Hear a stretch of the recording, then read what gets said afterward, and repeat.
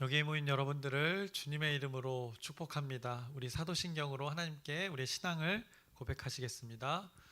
전능하사 천지를 만드신 하나님 아버지를 내가 믿사오며 그 외아들 우리 주 예수 그리스도를 믿사오니 이는 성령으로 잉태하사 동정녀 마리에게 나시고 본디오 빌라도에게 고난을 받으사 십자가에 못 박혀 죽으시고 장사한 지 사흘 만에 죽은 자 가운데서 다시 살아나시며 하늘에 오르사 전능하신 하나님 우편에 앉아 계시다가 저리로서 산 자와 죽은 자를 심판하러 오시리라. 성령을 믿사오며 거룩한 교회와 성도가 서로 교통하는 것과 죄를 사여 주시는 것과 몸이 다히 사는 것과 영원히 사는 것을 믿사옵나이다. 아멘. 살아계신 하나님 아버지, 오늘도 우리에게 새 날, 새 생명 허락해 주심을 감사합니다. 하나님께서 우리를 죄에서 구원해 주셔서 그 사망의 권세에서 하나님의 나라로 옮겨 주신 것 오늘 기억하며 살아가게 해 주시옵소서. 우리를 교회로 불러 주셨고 또 우리를 교회로 세워 주셨습니다. 우리가 거하는 곳이 그 하나님의 나라, 그 교회가 될 것입니다. 오늘 이 세상 속에서 살아갈 때 하나님의 말씀을 기준을 가지고 그 교회로 어느 곳에든지 무엇에든지 어느 시간에서든지 하나님의 그 교회로 살아가게 하여 주시옵소서. 오늘 말씀 가운데 이 말씀을 잘 간직하여서 그 진리를 드러내는 하나님의 존재로 살아가게 하나님께서 은혜 베풀어 주시옵소서. 예수님의 이름으로 기도드렸사옵나이다. 아멘. 함께 찬송가 545장 찬양하시겠습니다. 새 찬송가 545장입니다. 이 눈에 아무 증거 아니 배워도 함께 찬양하시겠습니다.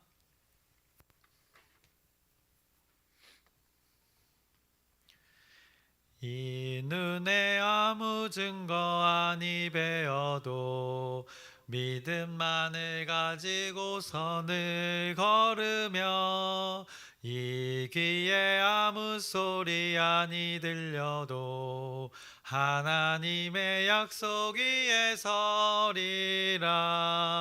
걸어가세 믿음 위에 서서 나가세 의심 버리고 걸어가세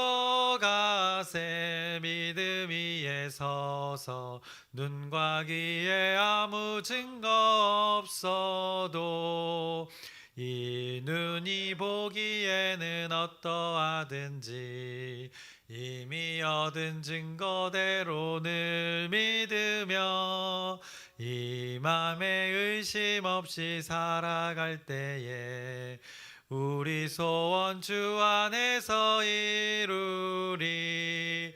걸어가세 믿음 위에 서서 나가세 의심 버리고 걸어가세 믿음 위에 서서 눈과 귀에 아무 증거 없어도 주님의 거룩함을 두고 맹세함. 주 하나님 아버지는 참 미쁘다. 그 귀한 모든 약속 믿는 자에게 능치 못할 무슨 일이 있을까. 걸어가세 믿음 위에 서서 나가세 의심 버리고 걸어가세 믿음 위에 서서 눈과 귀에 아무 증거 없어도. 아멘. 오늘 함께 나누실 말씀은 미가서 7장의 말씀입니다. 미가서의 마지막 장 그 7장을 오늘 함께 나누겠습니다. 하나님께서는 그 이스라엘 백성들과 그리고 오늘을 사는 우리들에게 그 하나님이 원하시는 것이 무엇인지 어제 말씀 분명하게 말씀해 주셨습니다. 그래서 하나님께서 말씀하신 그 진리라는 것은 정의와 그 공의를 행하는 것, 그리고 인자를 사랑하는 것, 그 긍휼을 사랑하는 것이라 말씀하셨습니다. 그렇게 겸손하게 이 땅에서 살아가는 것, 그것이 하나님과 동행하는 것이라고 6장에서 말씀을 주셨습니다. 결국 예배를 통해서 선포되는 그 진리를 우리가 마음에 새기고 각자의 그 삶의 현장에서 그 진리로 살아가라 하나님께서 말씀하셨던 것입니다. 특히 이스라엘 백성들에게 그들이 삶에서 진리로 그렇게 살아가려면 일단 그 선지자를 통한 그 예언과 약속의 말씀을 들어야 할 것이고, 과거에 있었던 그 하나님의 선물들을 하나하나 기억해 보라고 하나님께서 그 구원의 일들을 하나하나 이렇게 소원했던 것을 우리 어제 6장의 말씀에서 우리가 기억해 볼 수 있습니다. 그런데 그들의 현실은 이스라엘 백성들의 반응은 아주 냉담했습니다. 그래서 오늘 7장에도 시작하면서 그들의 그 죄악과 부패의 모습을 한 번 더 오늘 7장 초반부에 성경이 말씀합니다. 그래서 7장 1절부터 6절까지의 말씀을 보시면 그 이스라엘 백성들의 소제목도 보시면 부패에 대해서 말씀하고 있습니다. 1절에 재앙이로다 나여 나는 여름 과일을 딴 후와 포도를 거둔 후 같아서 먹을 포도송이가 없으며 내 마음에 사모하는 처음 익은 무화과가 없도다라고 이렇게 말씀하고 있습니다.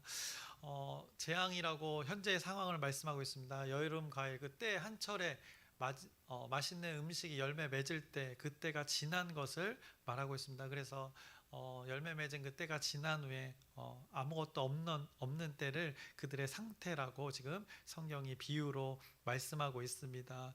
2절에 경건한 자가 세상에서 끊어졌고 정직한 자가 사람들 가운데 없도다. 무리가 다 피를 흘리려고 매복하며 각기 그물로 형제를 잡으려 하고 라고 말씀합니다. 그들의 상태가 이렇다는 것입니다. 경건한 자가 하나도 없다는 것입니다. 아예 끊어졌다는 것입니다. 단절되었다는 것입니다. 정직한 자들이 하나도 없다고 성경이 말씀하고 있습니다. 이렇게 경건한 자, 정직한 자들이 하나님의 자녀이어야 하는데 그런 자들이 하나도 없고 오히려 그 무리가 무리무리 지어서 피를 흘리려고 싸움을 하겠다는 것입니다.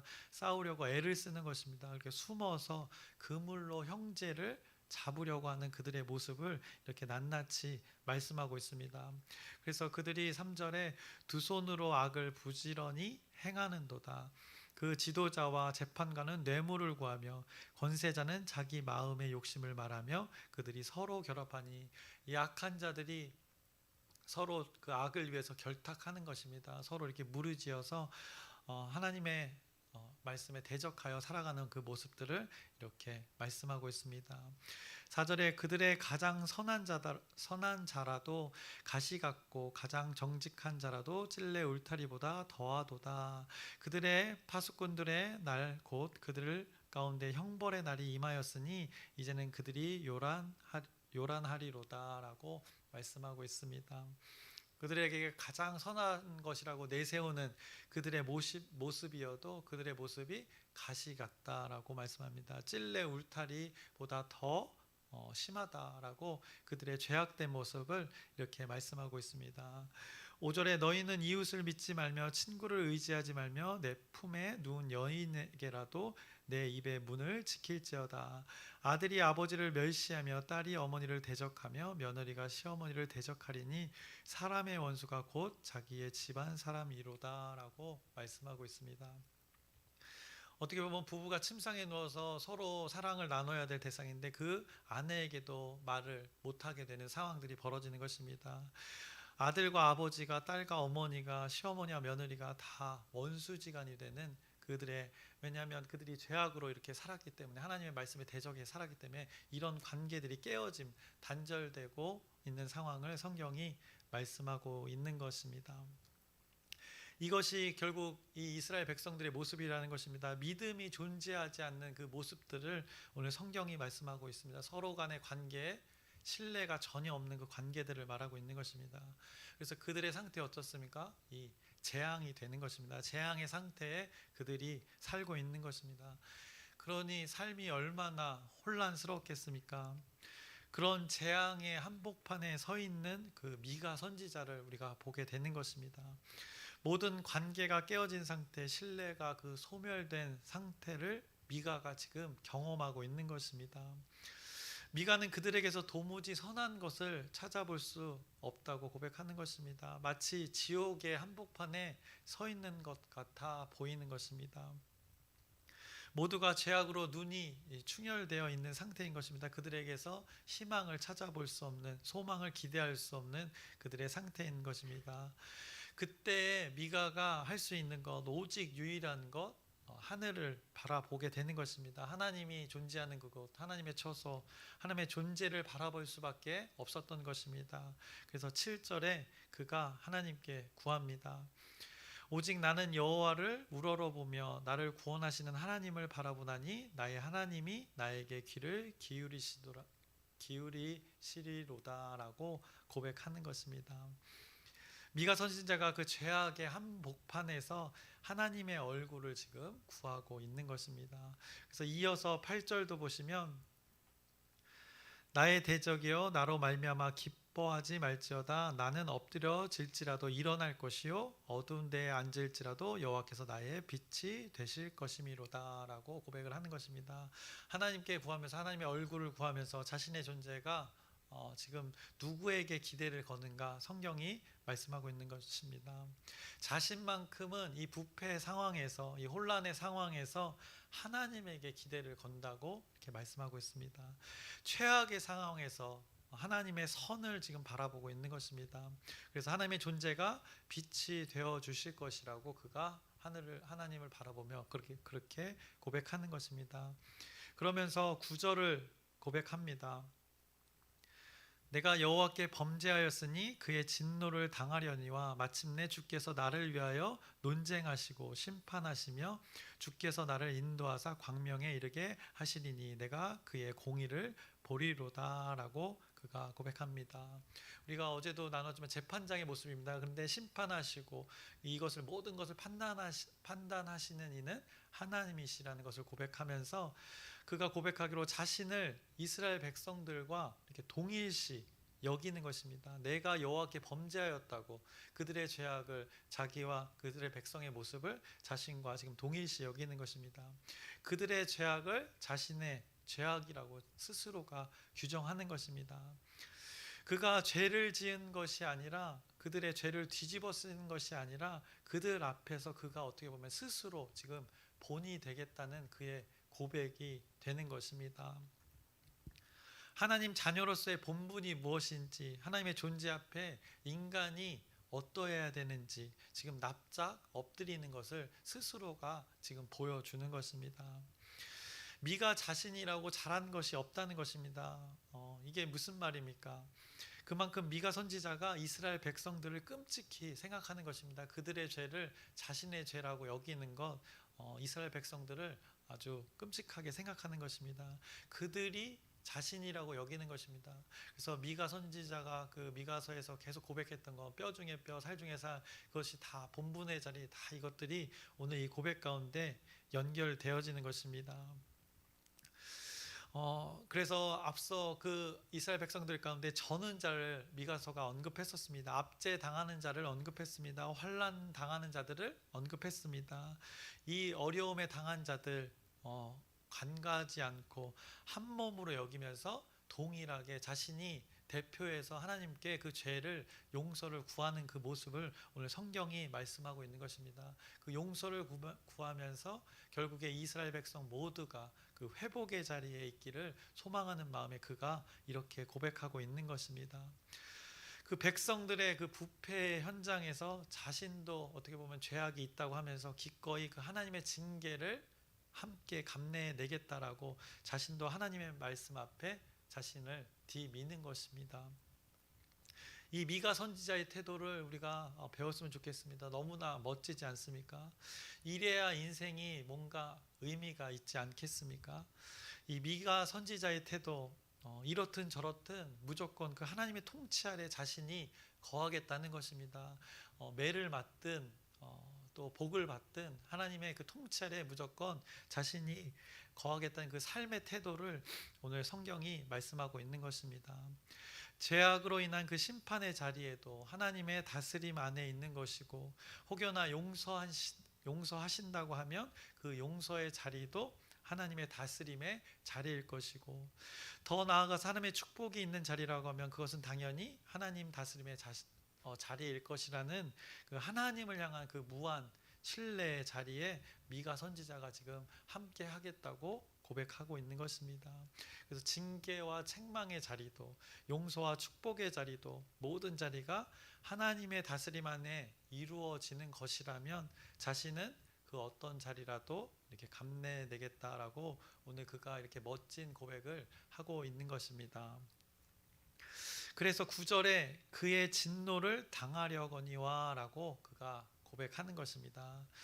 이런 돌이킴이, 그의 고백을 통해서 이스라엘 백성들 가운데 돌이킴이 있다면 분명 하나님께서 긍휼로, 용서로 자신을 이끌어 주실 것이고 또 백성들을 이끌어 주실 것이라는 것을 확신을 하면서, 결국에는 그렇게 함께 동참하는 자들이 있다면 결국에는 광명에 이르게 된다는 것을 보게 될 것이라고 확신하고 있는 그 고백을 오늘 그가 9절에 하고 있는 것입니다. 그런데 아직 죄악의 한복판에 있는 그 미가 선지자입니다. 그럼에도 그가 보고 있는 것은 오늘 9절에 뭐라고 고백합니까? 공의를 보고 있다고 말씀하고 있습니다. 내가 여호와께 범죄하였으니 그의 진노를 당하려니와 마침내 주께서 나를 위하여 논쟁하시고 심판하시며 주께서 나를 결국에는 인도하사 광명에 이르게 하시리니 내가 그의 공의를 보리로다 라고 말씀하고 있는 것입니다. 바라는 것들의 실상을 그는 지금 최악의 상황에서 실제로 보고 있는 것입니다. 그가 죄악의 한복판에 지금 서 있기는 하지만은 동시에 하나님의 신뢰가 그 충만한 믿음의 한복판에 서 있는 것을 지금 성경이 말씀하고 있는 것입니다. 그의 영의 눈에는 지금 믿음의 실상이, 하나님이 바라는 것들이 실제로 이루어지고 펼쳐지고 있는 것을 그는 보고 있는 것입니다. 그래서 우리는 이것을 신학의 전문용어로 계시라고 합니다. 열어보게 되는 것입니다. 열어져서 하나님이 열어 보여주니까 이것들이 믿어지게 되는 것입니다. 선물로 준 것들이 받아들여지게 되는 것입니다. 하나님의 말씀이 열어 보여지는 것을 지금 미가 선지자가 고백하고 있는 것입니다. 그래서 그는 지금 신뢰에 근거한 그 믿음이 전제된 계시를 지금 경험하고 있는 것입니다. 그렇게 하나님의 말씀으로, 믿음으로 광명을 보게 되니 어떤 일들이 벌어지는가? 10절에 이렇게 말씀합니다. 나의 대적이 이것을 보고 부끄러워하리니 그는 전에 내게 말하기를 내 하나님 여호와가 어디 있느냐 하던 자라. 그가 거리에 진흙같이 밟히리니 그것을 내가 보리로다 라고 고백을 합니다. 또 내가 본다고 말씀합니다. 미가 선지자가 내가 보리라고 또 고백했습니다. 확신에서 오는 그 고백인 것입니다. 미래에 벌어질 일들인데 마치 지금 과거에 경험한 것처럼 여겨지는 것입니다. 이것이 믿음이라는 그 신비가 되는 것입니다. 하나님의 진리가 선포되어서 광명이, 빛이 오게 되면 그 죄가 드러나기 때문에 그 대적들이 부끄러워한다는 것입니다. 자신의 모습이 보여지니까 부끄러움이 보여지게 된다는 것입니다. 그래서 미래에 벌어질 일들인데 마치 지금 경험한 것처럼 지금 미가가 지금 보고 있는 것입니다. 그래서 믿음을 삶 가운데 미가 선지자가 입증하고 있는 것입니다. 이 믿음이라는 것이 또 영의 눈으로 보게 되니까 지경이 넓혀지게 된다고 오늘 성경이 11절에 말씀합니다. 내 성벽을 건축하는 날 곧 그날에는 지경이 넓혀질 것이라 라고 고백을 합니다. 단순히 실제 그 땅, 우리가 내딛고 사는 땅의 지경만이 아니라 우리가 판단하고 생각하고 마음의 결정 가운데 우리의 생각의 넓이, 그 생각의 깊이, 그리고 우리들에게 펼쳐지는 그 현상들을 우리들의 시각으로만, 육신의 눈으로만 보는 것이 아니라 이 하나님의 말씀의 근거로, 이 하나님의 시각으로 이 모든 현상들을 바라보니까 그 깊이와 넓이의 차이가 어마어마하게 날 수밖에 없다는 것을 그가 오늘 믿음이라는 것으로 지금 고백하는 것입니다. 하나님께서 바라시는 것들이 우리에게 일어날 텐데, 이루어질 텐데, 그렇게 말씀으로 주실 텐데 그게 이렇게 실제로 믿어지는 것입니다. 이것이 하나님의 다스림의 섭리인 것입니다. 그 섭리 중 하나가 바로 이 믿음인 것입니다. 미가 선지자는 믿음으로 지금 하나님의 일들이 신뢰가 되어지는 것입니다. 확신으로 다가와지는 것입니다. 그래서 신뢰가 되어진 것들을 그 이스라엘 백성, 그 죄악의 한복판에 있는 자들에게 끊임없이 이렇게 선포하고 있는 것입니다. 그래서 11절에도 성벽을 건축하는 날 그 재건에 대해서 말씀하고 있습니다. 사실 지금 이들의 상태 어떻습니까? 성전이 아주 멀쩡한 상태입니다. 아직 멸망당하지 않은 상태입니다. 그런데 하나님은 그것을 징계로 무너뜨릴 것을 이미 예고하셨고, 그런데 하나님께서는 미가 선지자의 입을 통하여서 그가 부르짖는 그 믿음이라는 것은 다시 성벽을 재건하게 하시고, 결국에는 그 예루살렘의 땅, 시온의 땅, 그 장소의 땅을 다시 이렇게 재건하는 그날이 오게 된다는 것을 하나님께서 미리 예언하고 있는 것입니다. 그것을 또 확신으로 받아들이는 자가 바로 미가 선지자가 되는 것입니다. 그때 재건이 되어지는 날, 그날이 있다고 오늘 성경이 말씀합니다. 그래서 12절, 그날에는 아수르에서 애굽 성읍들에까지, 애굽에서 강까지, 이 바다에서 저 바다까지, 이 산에서 저 산까지의 사람들이 내게로 돌아올 것이나 라고 고백을 합니다. 결국 흩어졌던 그 많은 이스라엘 백성들이 각각의 땅에서 그날에, 재건되는 날에 다시 다 돌아와 있을 것이라고 그 회복의 메시지를 오늘 선포하고 있습니다. 그리고 13절, 그 땅은 그 주민의 행위의 열매로 말미암아 황폐하리로다. 이스라엘 백성들이 다 돌아오지 않은 그 땅, 각각의 땅들, 아수르의 땅, 오늘 언급된 그 이 산에서 저 산으로 그 이미 이스라엘 백성들이 이제 포로로 끌려갔던 그 장소들은, 이방의 땅들은 결국 그들의 죄악의 행위로 말미암아 황폐함을 당할 것이라고 하나님의 말씀이 선포하고 있는 것입니다. 그래서 하나님의 말씀이 있는 곳 그리고 없는 곳과의 차이를 이렇게 분명하게 하나님께서 선포하시는 것입니다. 하나님의 말씀이 이루어지는 곳에는 8절의 말씀처럼 빛이 있을 것이고, 또 9절처럼 광명에 이르게 되고, 그러나 하나님의 말씀이 존재하지 않는 곳에는 그 아수르와 애굽, 그 흩어졌던 그들이 거했던 곳 어떻게 되는가? 그들의 행위로 인해서 황폐해질 것이라고 말씀하십니다. 이것이 하나님의 말씀이 있고 진리가 있고 없고의 차이를 또 이렇게 가시적으로 무슨 차이가 있는지를 선포하는 것입니다. 그러면서 미가 선지자가 이제 이 하나님 다스림의 원리를, 그 믿음이라는 것이 무엇인지를 선포한 후에 하나님께 간절히 간구합니다. 왜냐, 지금 자신의 민족, 지금 당장의 이스라엘 땅에는 하나님의 말씀이 전혀 존중받지 못하고 있기 때문입니다. 그들이 하나님의 말씀을 필요로 하고 있지 않기 때문이라는 것입니다. 이것이 너무나도 안타까운 것입니다. 그러니 미가 선지자가 하나님을 향하여서 오늘 7장에서도 간곡히 기도합니다. 우리가 일찍이 1장에서도 보았듯이 1장 8절의 말씀을 잠깐 보면 그가 어떤 심정으로 지금 7장에서 구하고 있는가? 이러므로 내가 애통하며 애곡하고 벌거벗은 몸으로 행하며 들깨같이 애곡하고 타조같이 애통하리니, 이 심정으로 오늘 7장 마지막에 하나님께 구하고 있는 것입니다. 그 고백이 오늘 7장 14절부터 17절의 말씀입니다. 원하건대 주는 주의 지팡이로 주의 백성 곧 갈멜 속 삼림에 홀로 거주하는 주의 기업의 양떼를 먹이시되 그들을 옛날같이 바산과 길르앗에서 먹이시옵소서. 이르시되 내가 애굽 땅에서 나오던 날과 같이 내가 그들에게 이적을 보이리라 하셨느니라. 이르되 여러 나라가 보고 자기의 세력을 부끄러워하여 손으로 그 입을 막을 것이요 귀는 막힐 것이며, 그들이 뱀처럼 티끌을 핥으며 땅에 기는 벌레처럼 떨며 그 좁은 구멍에서 나와서 두려워하며 우리 하나님 여호와께로 돌아와서 주로 말미암아 두려워하리이다 라고 하나님의 그 기적이, 구원의 역사가 이곳에 일어날 것이라는 것을 구하고 있는 것입니다. 그때 어떤 일들이 벌어지는가? 이게 무슨 말인가? 모두가 하나님의 진리 앞에 다 무릎을 꿇게 된다는 것을 지금 하나님께 구하면서 고백하고 있는 것입니다. 결국에는 하나님의 기적이 일어나서 그 진리가 선포되는 것이 기적이라는 것입니다.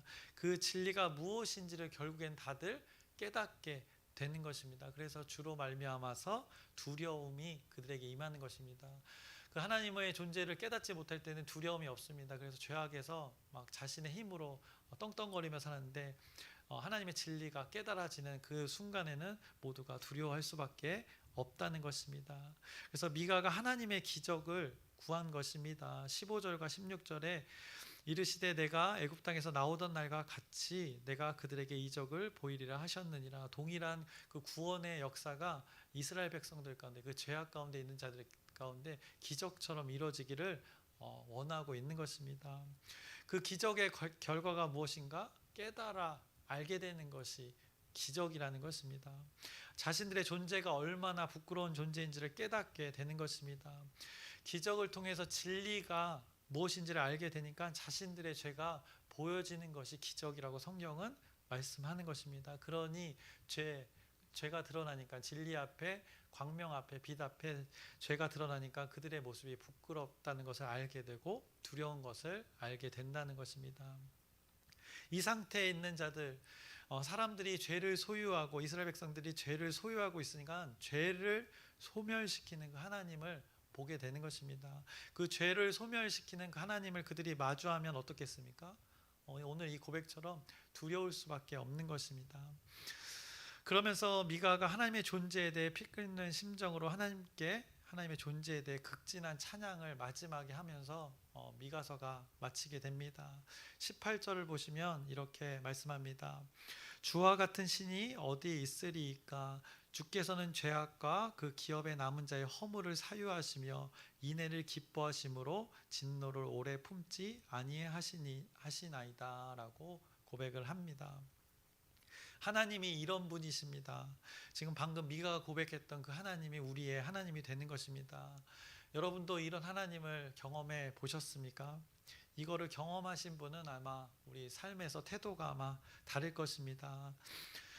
이어서 미가가 계속 고백을 합니다. 자신과 자신의 민족들을 동일시 여기면서 간절한 간구를 하는 것을 19절에 말씀합니다. 다시 우리를 불쌍히 여기셔서 우리의 죄악을 발로 밟으시고 우리의 모든 죄를 깊은 바다에 던지시리이다 라고 그가 간구하는 것입니다. 하나님께서는 이 사람이란 존재, 그들 존재를 짓밟는 게 아니라는 것입니다. 그들이 소유하고 있던, 그들이 붙들고 있던 그 죄를 밟는다는 것입니다. 죄를 소멸시키기를 원하시는 것이 하나님이십니다. 그들에게서 죄만 이렇게 빼내시는 것입니다. 하나님은 그렇게 정의와 공의의 하나님이시면서 긍휼과 자비의 하나님인 것이 나타나는 것이, 이 사람의 존재는 귀히 여긴다는 것입니다. 그들의 존재가 온전히 살아가는 것을 원하는 것이지 그 존재 자체를 짓밟는 것이 아니라는 것을 성경이 말씀합니다. 그런데 사람들은 어떻게 이야기합니까? 사람은 고쳐 쓰는 게 아니라고 이야기합니다. 그런데 하나님은 다르십니다. 사람을 귀히 여겨서 죄만 이렇게 구별해 내어서 어떻게든 하나님은 사람과 이렇게 관계하시려는 것을 오늘 이 고백을 통해서 우리가 깨닫게 됩니다. 그렇게 우리를 불쌍히 여겨주시는 그 하나님을 여기서 발견하시기를 바랍니다. 그러니 우리가 인생을 이렇게 오래 살아왔지만 그렇게 하나님의 말씀대로 살지 않았던 많은 부분들이 있습니다. 그럼에도 우리가 이 자리에서 예배를 할 수 있는 것입니다. 만약에 죄가 있을 때마다 징계로, 심판으로, 우리가 징계로 우리의 인간의 생각으로 심판을 받았다면 아마 우리의 손이 잘려나갔을 것이고 발이 잘려나갔을 것이고 눈이 뽑혔을 것이고 이 주둥이는 아마 꼬매임을 당했을 것입니다. 그런데 하나님은 이스라엘 백성들과 우리들 존재에게 기가 막히게 이 죄만 뽑아내어서 우리를 온전히 하나님의 자녀로 키워주고 계시는 것입니다. 결국에는 하나님의 말씀 그 진리로 거룩하고 그 흠없는 존재로 이뤄가시기 위해서 그 수많은 시간을 할애하셔서 우리를 지금도 여기서 지금 만지고 계시는 것입니다. 이것을 일찍이 깨달은 자, 그 미가가 아직은 알지 못하는 자들을 향하여서 하나님과 동일한 마음으로 지금 하나님의 긍휼과 자비, 용서를 백성들을 위해서 지금 구하고 있는 것입니다. 그 하나님의 인애를 구하고 있는 것입니다. 20절 보시면 주께서 옛적에 우리 조상들에게 맹세하신 대로 야곱에게 성실을 베푸시며 아브라함에게 인애를 더하시리이다 라고 그 동일한 그 하나님의 그 성실함을 이스라엘 백성들에게 구하고 있고 오늘 말씀을 마주하는 우리들에게 구하고 있는 것입니다. 하나님의 말씀을 우리가 지금 듣고 있는 것입니다. 그의 그 피 끓는 심정이 오늘 우리가 우리 귓가에 들려야 하는 것입니다. 그래서 말씀을 마치려고 합니다. 오늘 여러분에게서 일하시려고 오늘도 우리에게 하나님께서 말씀으로 찾아오시는 그 하나님을 여기서 발견하셨으면 좋겠습니다. 이 진리의 말씀을 간직하고 살아가는 것이 우리가 하나님의 일하심에 동참하는 것이고 미가서에서 말했던 그 본분의 자리에 있는 것이라고 여러분들이 기억하셨으면 좋겠습니다. 여러분의 그 삶의 모습 가운데 저와 여러분에게서 용서받을 것이 있습니까? 자비를 받을 만한 것이 있습니까? 인애를 더해야 하는 상황이십니까? 그러면 우리에게 벌써 그 죄가 있다는 것입니다. 그 얼른 죄에서 우리는 돌이켜야 할 것입니다. 왜냐? 죄 가운데 있는 자들에게 하나님은 이런 태도로 나오시기 때문입니다. 죄는 당연히 더러운 것이고 안 좋은 것이지만 이 하나님의 태도를 여러분들이 보시기 바랍니다. 죄 가운데 있는 자를 향해서 어떻게 다가오시는지를 우리가 깨달으면 우리가 죄를 당장에 던져내야 하는 것입니다. 하나님은 어떻게든 용서해 주시고 자비를 베푸시면서 인애를 더해 주시려고 우리에게로 다가오시는 그 하나님을 오늘 미가서를 통해서 말씀하고 있는 것입니다. 그리고 오늘 18절에 이렇게 고백했습니다. 미가가 주와 같은 신이 어디 있으리까? 미가의 이름의 그 뜻을 자신이 고백하고 있는 것입니다. 그래서 여러분의 존재, 그 누구인지 정체성을 다시 한번 기억하면서 이 하나님의 성실함 앞에 여러분들이 믿음으로 오늘 반응하는 귀한 날 되기를 바랍니다. 그리고 이 한 날 한 날이 쌓여서 여러분의 인생이 되어서 결국에는 하나님께서 칭찬하시고 위로해 주시는 그 인생들이 되어지기를 주님의 이름으로 축원합니다. 기도하겠습니다. 살아계신 하나님 아버지, 미가서의 말씀을 나누었습니다. 미가서에서 미가 선지자의 입을 통하여서 하나님께서 우리에게 던져주시는 그 메시지가 있습니다. 이 메시지를 잘 기억하게 하여 주시옵소서. 하나님의 뜻을 우리가 잘 깨달아서 그 진리를 품고 본분의 자리에서 그 하나님의 정의와 공의로 우리와 관계된 모든 사람들과 하나님의 뜻을 이루며 살아가는 우리의 귀한 존재들, 여기 모인 무리들 되게 하여 주시옵소서. 예수님의 이름으로 기도드렸사옵나이다. 아멘. 하늘에 계신 우리 아버지여, 이름이 거룩히 여김을 받으시오며 나라의 마옵시며 뜻이 하늘에서 이루어진 것 같이 땅에서도 이루어지이다. 오늘날 우리에게 일용할 양식을 주옵시고 우리가 우리에게 죄 지은 자를 사하여 준 것 같이 우리의 죄를 사하여 주옵시고 우리를 시험에 들게 하지 마옵시고 다만 악에서 구하옵소서. 나라와 권세와 영광이 아버지께 영원히 있사옵나이다. 아멘. 우리 기도 제목 짧게 나누고 함께 기도하겠습니다. 첫 번째 기도 제목, 그 전도를 위해서 기도합니다. 현장 전도와 열린 전도를 위해서 그 전도하는 전도자와 그 대상자들을 위해서 여러분의 기도 부탁드립니다. 그리고 아프신 분들 치유와 회복을 위해서도 여러분의 진실된 기도 부탁드립니다. 그리고 오늘 말씀을 기억하면서 미가 선지자를 나누면서 하나님께서 우리에게 주시는 그 말씀이 있습니다. 이 진리를 소유하면서 우리가 관계된 자들 어떻게 살아가야 될지, 우리가 오늘 하루하루를 어떻게 살아가야 될지 분명하게 말씀해 주십니다. 그래서 하나님의 그 진리가 잘 드러나는 우리의 삶이 되도록 우리 주여 크게 한번 부르짖고 함께 기도하시겠습니다. 주여!